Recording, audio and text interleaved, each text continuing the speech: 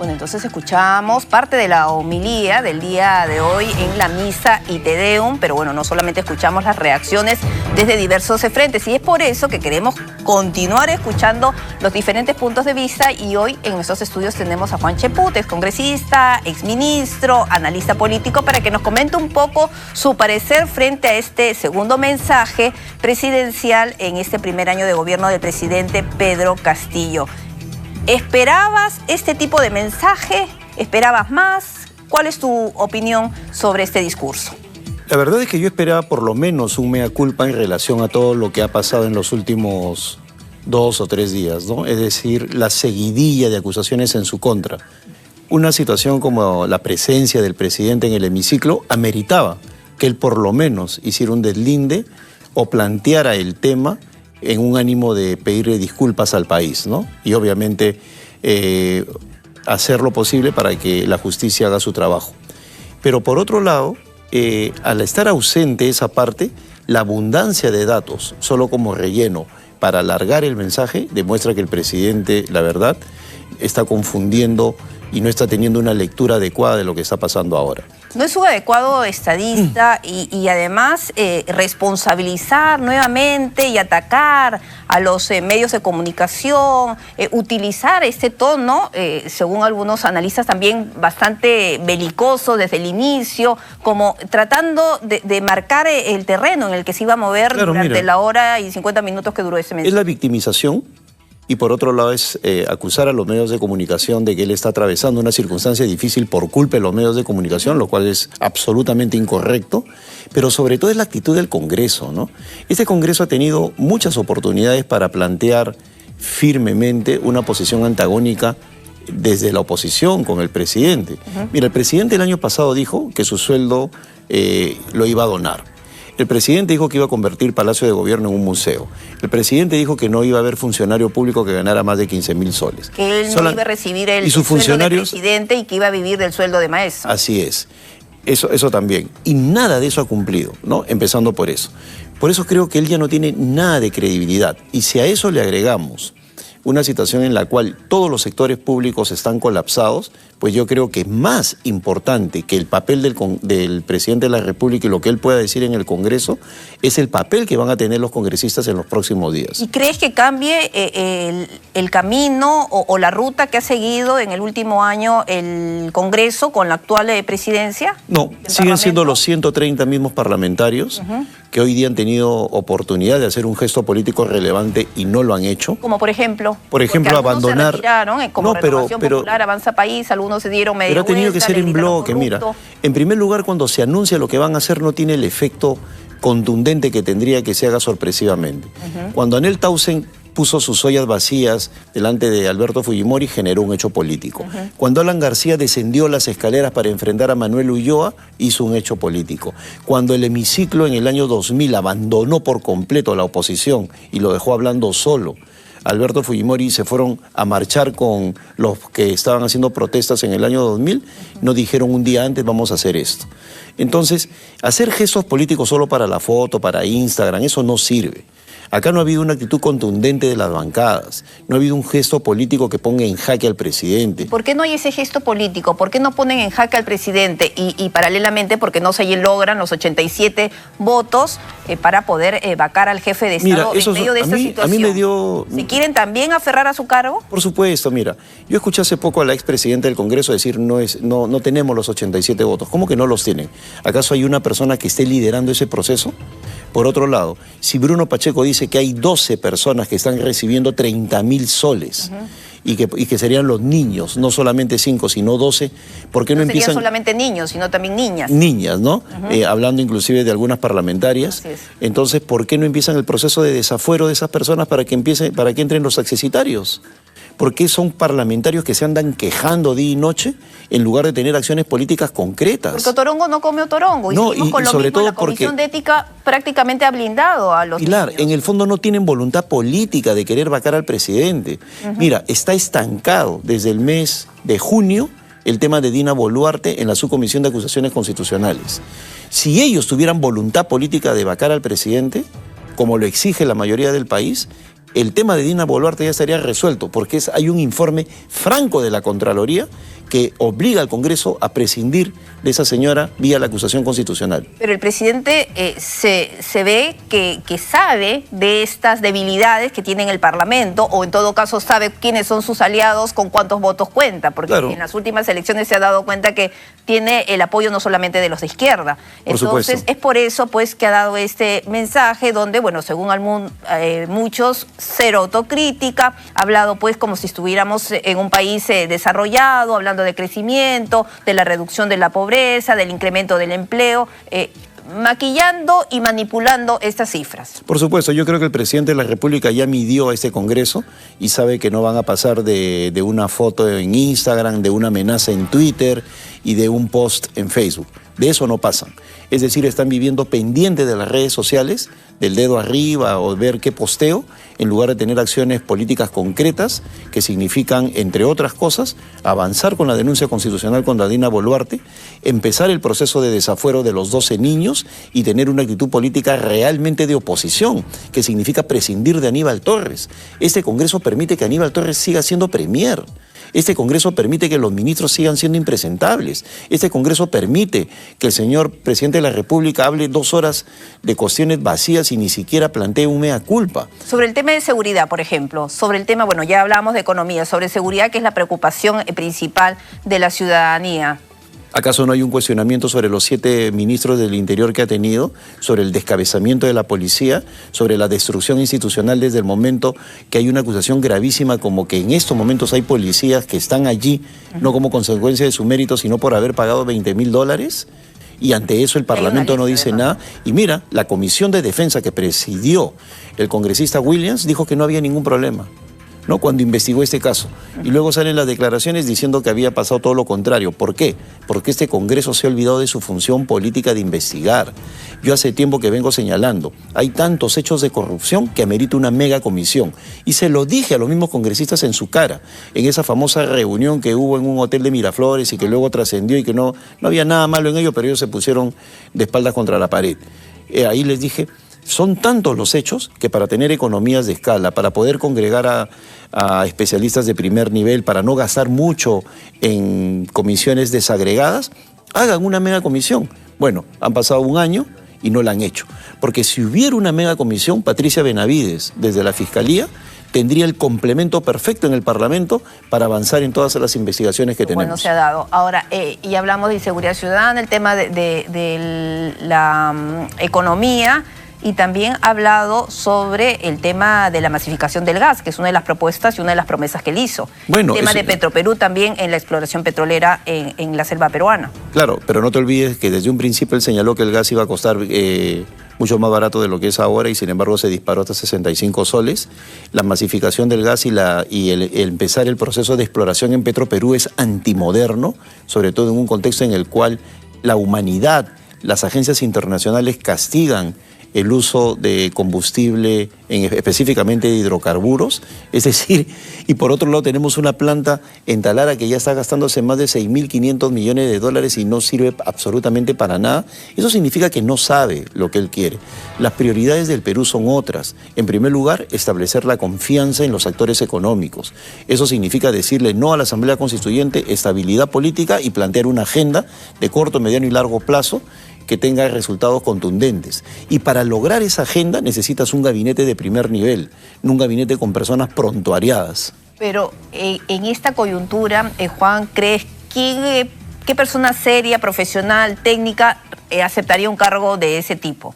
Bueno, en medio de este desprestigio. Así es una pregunta realmente importante porque sería dificilísimo conseguir un presidente del Consejo de Ministros de primer nivel para que asuma.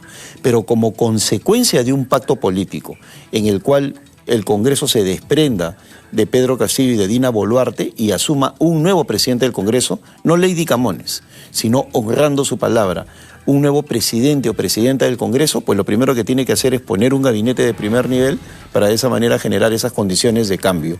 Pero este Congreso no quiere. ¿Y se puede llegar a un acuerdo mínimo con ese tono, con esas frases que ha utilizado el jefe de Estado en el mensaje de hoy? Es que por eso mismo, porque el presidente ha demostrado que no ha cambiado, no va a cambiar. Este Congreso no se da cuenta que los mensajes en boca del presidente no son fuente de políticas públicas. Es decir, no son el inicio de grandes proyectos. Es simplemente pasar el rato, mentirle a la gente, porque no va a cumplir nada de lo que está planteando. Por lo tanto, pretender que el presidente va a cambiar es iluso.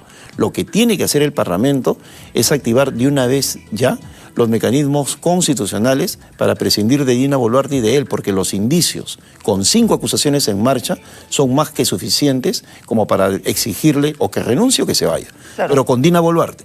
Mira, el congresista Fernando del Rincón ha sido de nuevo duro en señalar lo siguiente, ¿no? Y yo creo que es necesario ponerlo acá en esta entrevista. Él ha dicho que si Pedro Castillo está donde está, es o porque hay un milagro de por medio o por una cochinada del Congreso. Yo vengo señalando eso desde el año pasado.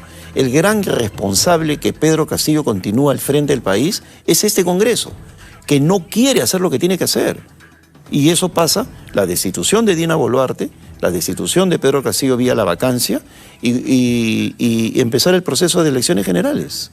Pero con un acuerdo mínimo político. Político, por supuesto. Para ver el tema de la reforma, porque si no estaríamos repitiendo la misma historia una y otra vez.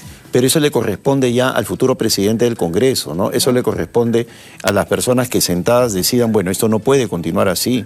El presidente, en las condiciones en las que está, con un entorno que se está prestando a ser colaboradores eficaces, con 5 investigaciones en marcha, no puede gobernar. Es imposible que gobierne. Más aún cuando comprometería a miembros de su gabinete, como Aníbal Torres y el ministro Chero.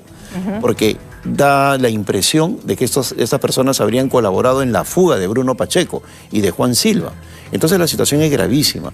El Congreso no puede darle una luna de miel a este presidente sobre la base del cambio de mesa directiva y este mensaje a la nación. Tiene que empezar el proceso de vacancia de él y de desafuero de Dina Boluarte.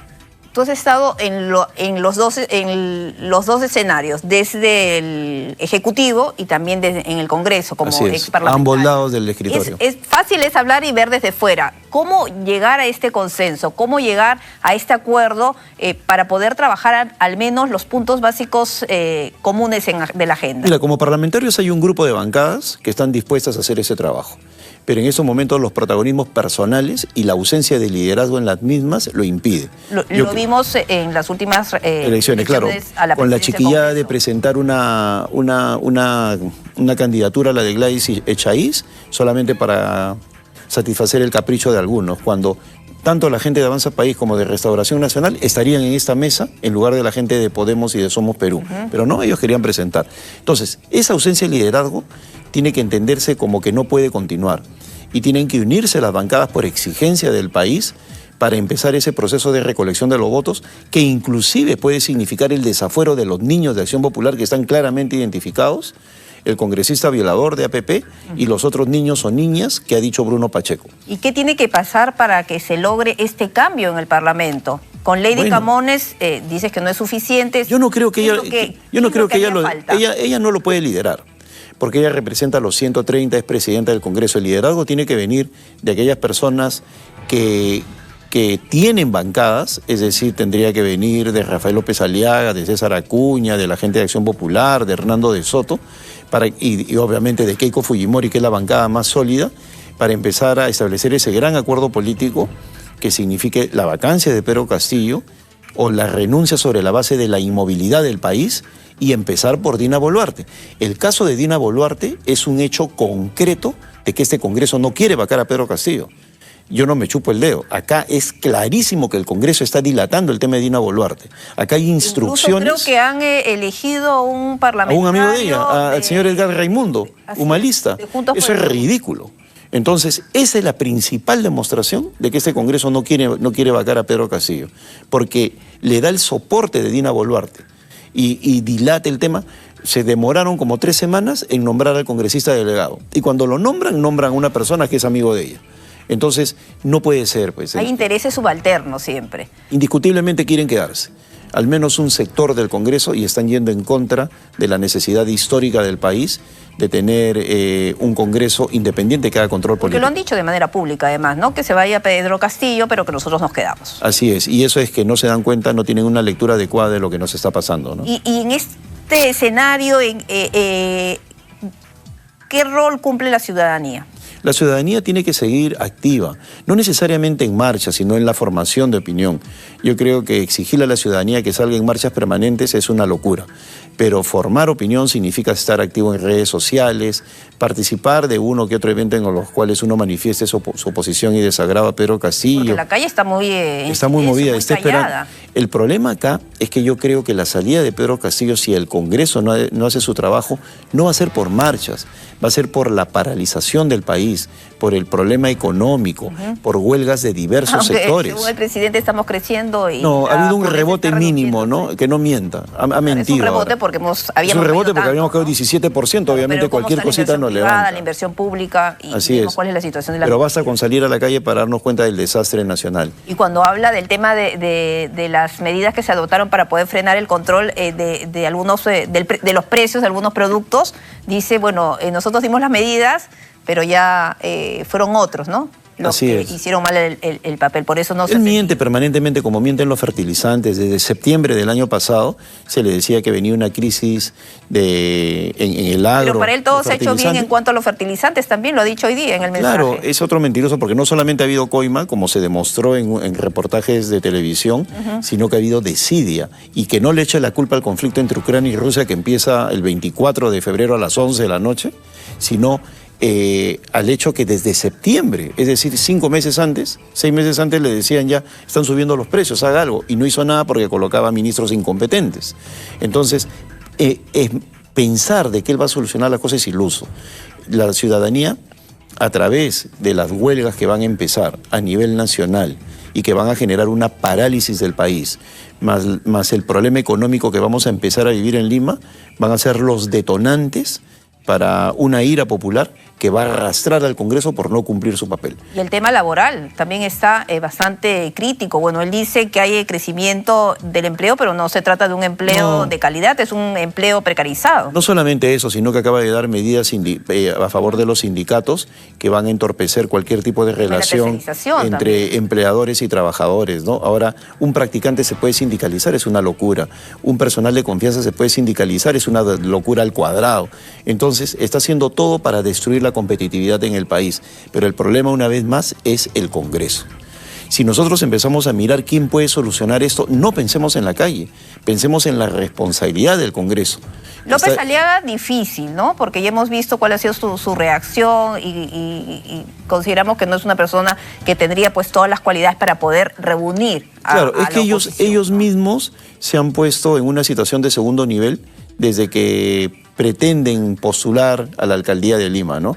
Entonces, el Congreso tiene que encontrar su liderazgo adentro como exigencia de la ciudadanía y esperemos pues que algún congresista se inspire y empiece a tejer la alianza que se necesita para conseguir ese gran acuerdo político que pase por impulsar la destitución de Dina Boluarte, la vacancia de Pedro Castillo y de esa manera librar al país de este problema. Y ya desde hace meses se escucha eso, la necesidad de este acuerdo mínimo y la necesidad de este liderazgo, pero no se encuentra. Claro, pero yo creo que... ¿No hay o no quieren? No, lo que pasa es que no tienen experiencia política y como no tienen experiencia política piensan que esto va a pasar. No saben el problemón que le están generando al país y ellos van a ser los responsables. El Perú no soporta 4 años más así. Mira cómo ha transcurrido este primer año del presidente. Entonces, cada día que pasa es un día de mayor deterioro. Y si estos señores parlamentarios dicen, ya en 6 meses pasa la cosa, se equivocan.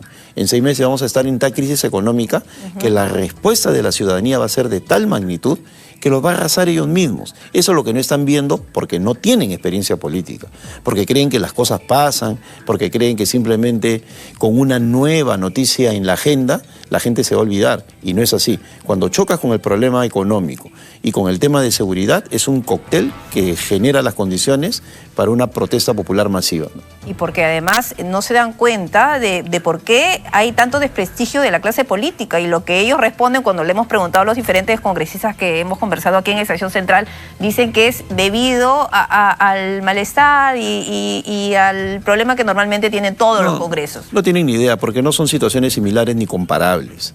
O sea, en este caso específico ellos no se dan cuenta del problema que están generando con su comportamiento, ¿no?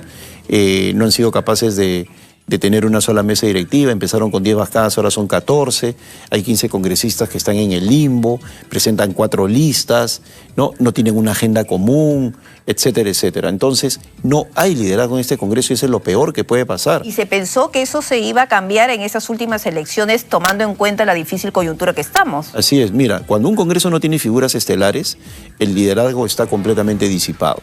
Y vemos lo que está pasando, un descontrol total, en el cual tenemos congresistas opinólogos que comentan, que amenazan, pero que no ejecutan nada. Por ejemplo, yo veo a parlamentarios que ponen en su Instagram, vacancia ya. ¿Y por qué no empieza por lo elemental? Presenta tu moción de vacancia, pues. ¿Acaso ellos son un muchachito de la calle o un estudiante universitario que pone vacancia ya y hace su selfie bien bonito? No, pues salen así con su dedito, ¿no? Vacancia ya. ¿No? ¿Qué es eso? Esas chiquilladas no sirven en política porque decepcionan a la ciudadanía, te generan 5.000 likes, ya. Pero ¿de qué sirven en un contexto en el cual el Perú reclama acciones concretas? Los votos. Y los votos. Si realmente quieren la vacancia ya, pues que cumplan el papel de un vacador, es decir, un congresista que tome liderazgo y que empiece a convencer al resto. De eso no hay ni uno solo. Si no convencían ni a los congresistas para poder censurar al entonces ministro Silva, tanto tiempo estuvo al frente. O peor aún, al propio Aníbal Torres. Aníbal Torres tuvo la sinvergüencería de ir al Parlamento en una interpelación, prácticamente se burló de ellos. Los pechó, como se dice. Los pechó y no hubo ni una moción de vacancia. ¿Y por qué? Luego se escucha al congresista Montoya decir, no podemos gastar nuestra bala de plata. Y yo pregunto, ¿para qué vas a una batalla si vas a decir que no puedes gastar tus municiones? ¿Tú has visto un soldado que diga... Ellos se quieren quedar todos, pues. Claro, ellos dicen, no gastemos nuestras balas. Entonces, ¿para qué tienen municiones? Entonces, ¿para qué hacen política? Entonces estamos viendo pues, un descontrol como consecuencia del deterioro total de la política. ¿Y Perú Libre qué papel está jugando? Porque ahora leía un tuit, un hilo de Vladimir Cerrón que está totalmente disconforme con lo dicho por el presidente Castillo. Bueno, ellos están jugando a un doble estándar, ¿no? Dijo que lo apoyan. O sea, están jugando oposición-apoyo, ¿no? O sea, ante la opinión pública venden la idea de ser opositores, pero están completamente nucleados todas las bancadas al interior en relación a no querer perder el poder. Y el principal es el señor Vladimir Cerrón. Pues la condición privilegiada que tiene el día de hoy de estar en libertad se debe a que Pedro Castillo esté en el poder. Y ambos se saben muchas cosas, ¿no? Pero cae Pedro Castillo, Cerrón de inmediato también va a la cárcel como muchos de sus allegados.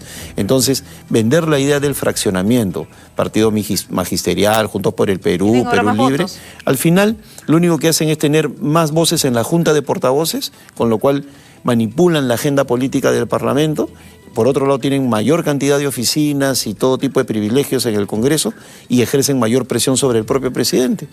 Pero en el fondo siguen apoyándolo, siguen blindándolo y siguen siendo el soporte de Pedro Castillo. Y yo no te pregunto qué esperas para los próximos 12 meses, sino para los próximos 3 meses, el siguiente trimestre. En el cortísimo plazo el Congreso tiene que empezar con una agenda ya. La forma como se va a medir la gestión de Lady Camones es por la forma como va a tratar el tema específico de la señora Dina Boluarte.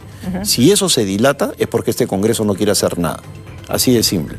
El tema está en la cancha. Eso a nivel del Congreso y a nivel del presidente y del Ejecutivo. De ellos no espero nada. Ni cambios, ni nada. Absolutamente nada. Ellos están a la defensiva, saben perfectamente que tienen fecha de vencimiento, la cual dependerá del Parlamento y de la actitud que se tenga, ¿no? Y si no, de la ciudadanía. ¿Y los ministros que siguen ahí? Esa es otra cosa. Mira, cuando hubo la gran crisis política en Inglaterra, Boris Johnson dijo, yo no renuncio, pero sus ministros empezaron a renunciar. Entonces se paralizó el gobierno británico. Acá tenemos un conjunto de ministros que ni siquiera se inmuta y no renuncia. Por lo tanto, se están convirtiendo en cómplices de este gobierno. Entonces, si tenemos eso, pues simplemente no esperemos nada de ellos, sino tratémoslos como lo que son, un grupo de personas equivocadas por ser generoso, y pensemos más bien en el papel que tiene que exigírsele al Congreso. El poder está ahí. El poder, así es. Bueno, muchísimas gracias por haber estado con nosotros. Gracias, titular. Vamos a ver qué pasa, a ver si es que el Congreso finalmente, los 130 congresistas abren los ojos y empiezan a actuar y a buscar ese liderazgo que hasta el momento no se ve. Así es, y hay cosas concretas que exigirle, ¿no? El tema de Dina Boluarte en el cortísimo plazo, por ejemplo. Perfecto. Muchísimas gracias, Juan, por estar con nosotros aquí en Estación Central. Nos vamos a una pausa, volvemos con más.